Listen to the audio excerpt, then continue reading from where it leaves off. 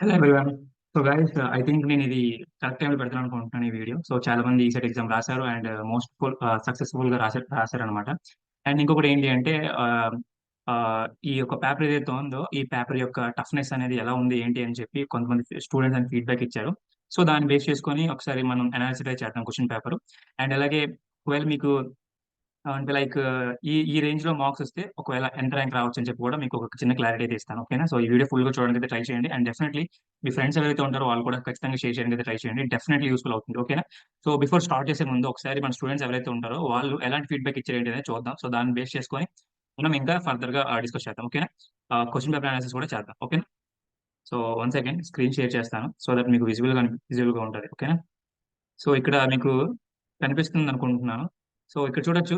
First of all ఏంటి అంటే exam paper అయితే బాగానే ఉంది. అండ్ మోస్ట్లీ ఏదైతే మ్యాథ్స్ ఉందో మ్యాథ్స్ అండ్ కోర్ అనేది చాలా వరకు బెటర్ గానే ఇచ్చారు. సో నేను ఆల్రెడీ కొంతమంది మాట్లాడాను అండ్ కొంతమంది నాకు పర్సనల్ గా మెసేజ్ చేసింది ఏంటి అంటే చాలా మంది చెప్తున్న విషయం ఏంటి అంటే ఈ యొక్క కోర్ అండ్ అలాగే మ్యాథ్స్ ఏదైతే ఉందో అండ్ అంత కష్టంగా అయితే ఇవ్వలేదు అనమాట. ఓకేనా?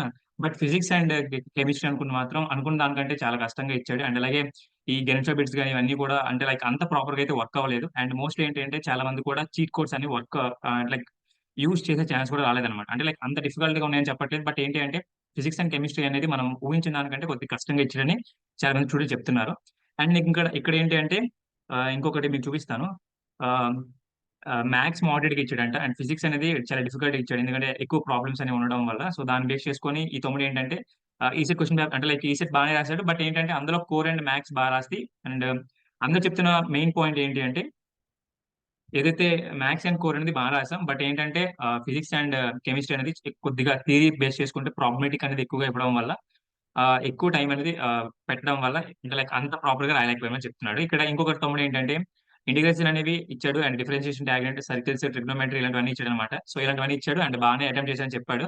సో ఇది అండ్ ఫిజిక్స్ అండ్ కెమిస్ట్రీ అనేది అంత బాగా పెట్టలేకపోయాడు అంటే లైక్ ఇవ్వలేకపోయాడు అంటే టైం ఇవ్వలేకపోయాడు అని చెప్పి చెప్తున్నాడు అనమాట.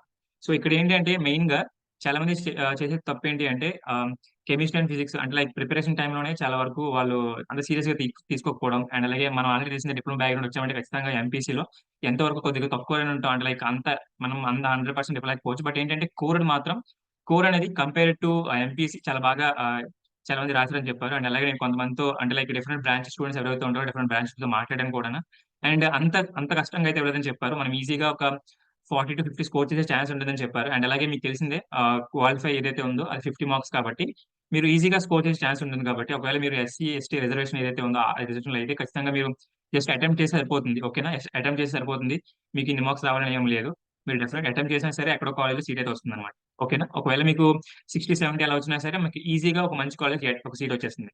బట్ ఇక్కడ ఏంటి అంటే చాలా మంది ఫర్ ఎగ్జాంపుల్ లాస్ట్ ఇయర్స్ ఏవైతే ఉన్నాయో వాటిని బేస్ చేసుకొని చూసుకుంటే మోస్ట్లీ ఈ 50 to 70 మార్క్స్ మాత్రమే ఎక్కువ వస్తాయి అనమాట. చాలా మందికి ఈ 50 to 70 మార్క్స్ మాత్రమే వస్తాయి. ఒకవేళ మీరు ఈసీ కానీ త్రిబుల్ కానీ ఏదో ఒక బ్రాంచ్ అనుకుంటే ఆ బ్రాంచ్ లో నుండి ఒకవేళ 4000 మెంబర్ రాస్తుంటే 4000 మెంబర్స్ లో ఒక 2000 మెంబర్స్ వరకు మాత్రం అంటే 4000 మెంబర్స్ ఉంటే అందులో 2000 మెంబర్స్ కి 50 to 70 మార్క్స్ వస్తున్నాయి అనమాట. ఓకేనా? అంటే లైక్ మోస్ట్లీ ఒక 1 to 10 ఏదైతే స్టూడెంట్స్ ఉంటారో అంటే లైక్ 120 అబవ్ వచ్చిన వాళ్ళు ఉంటారో వాళ్ళు ఒక 10 మంది మాత్రమే ఉంటున్నారు. రిమైనింగ్ ఆ 10 అంటే రిమైనింగ్ ఎవరైతే ఉంటారో వాళ్ళు 100 బిలోనే ఉంటారన్నమాట. ఓకేనా? సో ఇలా చూసుకుంటే మీకు ఛాన్స్ అనేవి చాలా ఎక్కువగా ఉంటాయి. ఒకవేళ మీరు ఒక 70 to 80 అలా స్కోర్ చేసినా సరే మీకు ఈజీగా 1000 లో ర్యాంక్ వచ్చే ఛాన్స్ ఉంటుంది.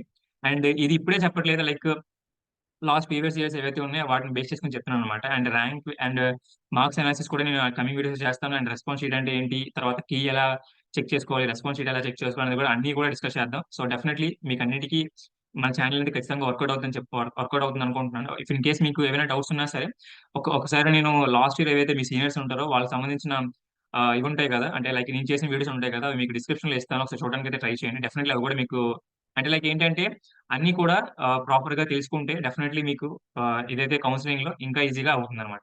ఓకేనా? సో ఇది ఒకవేళ మీకు ఈ యొక్క మాక్ వర్సెస్ ర్యాంక్ అనాలిసిస్ అనేది ఖచ్చితంగా తెలుసుకోవాలనుకుంటే ఆ వీడియో అనేది కింద ఇస్తాను. ఒకసారి చూడడానికి అయితే ట్రై చేయండి. అండ్ ఇంకొకటి ఏంటి అంటే మీరు ఎలా అటెంప్ట్ చేశారు ఏంటి అని చెప్పి ఒక చిన్న అంటే లైక్ బ్రీఫ్ గా మీరు కామెంట్ సెక్షన్ లో పెట్టడానికి అయితే ట్రై చేయండి. ఆర్ఎల్స్ మీరు నాకు పర్సనల్ గా మెసేజ్ చేయాలనుకున్నా సరే నా ఇన్స్టాగ్రామ్ ఐడి అనేది ఇచ్చి ఉంటాను. ఒకసారి నాకు అక్కడ ఫాలో చేసి నాకు మెసేజ్ చేయొచ్చు అనమాట. సో మోస్ట్లీ ఏంటి అంటే ఇక్కడ ఒక చిన్న బ్రీఫ్‌గా ఇస్తాను ఓవర్‌వ్యూ అనేది. మోస్ట్‌లీ ఈ మ్యాథ్స్ ఏదైతే ఉందో, మ్యాథ్స్ అనేది అంత కష్టంగా ఇవ్వలేదు. ఈజీగా ఒక 20 మార్క్స్ అనేది స్కోర్ చేసే ఛాన్స్ ఉంటదంటున్నారు. అండ్ కోర్ అయితే మాత్రం మోస్ట్‌లీ కోర్ అనేది 40 మార్క్స్ అయినా సరే ఈజీగా స్కోర్ చేయొచ్చనమాట. లైక్ డిఫరెంట్ బ్రాంచెస్ ఎవరైతే ఉంటారో వాళ్ళందరికీ నేను అడిగాను. బట్ సెకండ్ షిఫ్ట్‌లో ఏంటి అంటే కొంతమంది మెకానికల్ పేపర్స్ ఎవరైతే ఉంటారో వాళ్ళకి కొద్దిగా కష్టంగా ఇచ్చారని చెప్తున్నారు. బట్ నేను ఓకే. ఒప్పుకుంటాను. బట్ ఏంటంటే చాలా వరకు కొంతమందయితే అసలు నెగ్లిజెన్స్ అనమాట. అసలు పూర్తిగా ప్రిపేర్ అవ్వకపోవడం వల్ల వాళ్ళకి అలా అనిపించొచ్చు. బట్ ఏంటంటే కొంతమంది నాకు చెప్పిన విషయం ఏంటి అంటే, "అన్న నేను ప్రిపేర్ అయ్యాను కాబట్టి నాకు కొద్దిగా ఈజీగా అనిపించింది. బట్ ఎవరైతే ప్రిపేర్ అవ్వలేదో ఖచ్చితంగా వాళ్ళకి అంటే లైక్ అంత ఈజీగా అనిపించదు కదా!" అని చెప్పారు. సో, ఇక్కడ ఇది కూడా ఒక పాయింటే కదా! అంటే లైక్ మీరు ప్రిపేర్ అవ్వలేదంటే ఖచ్చితంగా ఎక్కడో ఒక పాయింట్ ఆఫ్ వ్యూలో మీకు అనిపిస్తది కదా! నేను బాగా ప్రిపేర్ అవ్వలేదు కాబట్టి ఆ మార్క్స్ అనేది రాలేదని చెప్పి. యాహ్!